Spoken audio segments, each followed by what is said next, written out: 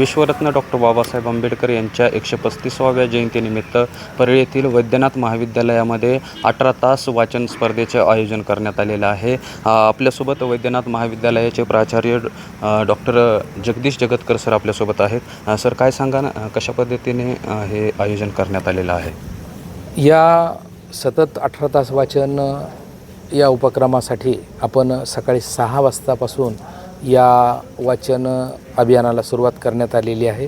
रात्री 12पर्यंत म्हणजे 18 तास हा सतत हा उपक्रम चालू राहील। यासाठीची जी काही मध्यंतराची वगैरे व्यवस्था आहे त्या कालावधीमध्ये आपण त्यांना चहा, नाश्ता आणि अल्पोपहाराची सुद्धा व्यवस्था केलेली आहे।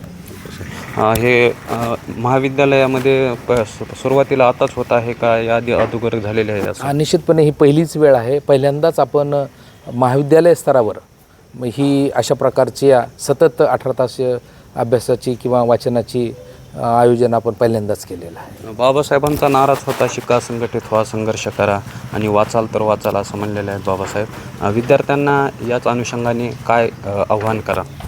हां, तर विद्यार्थ्याच्या बाबतीमध्ये आपण बघत आलो की सध्या वाचनाची जवळपास म्हणजे सवय संपुष्टातच आलेली आहे। सध्या विद्यार्थी पुस्तक वाचनाकडे त्यांचा कसलाही कल नाही। त्यांना सध्या तर मोबाईलवरच सगळं काही मिळत असल्यामुळं ते मोबाईल आहारी गेलेले आहेत।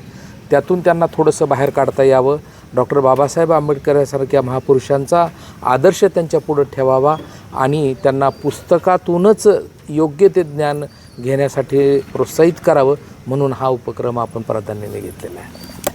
हे होते प्राचार्य जगदीश जगतकर सर यांनी सांगितलं आहे की विद्यार्थ्यांनी वाचन केलंच पाहिजे। दक्ष वार्तासाठी विकास वाघमारे, परळी, बीड।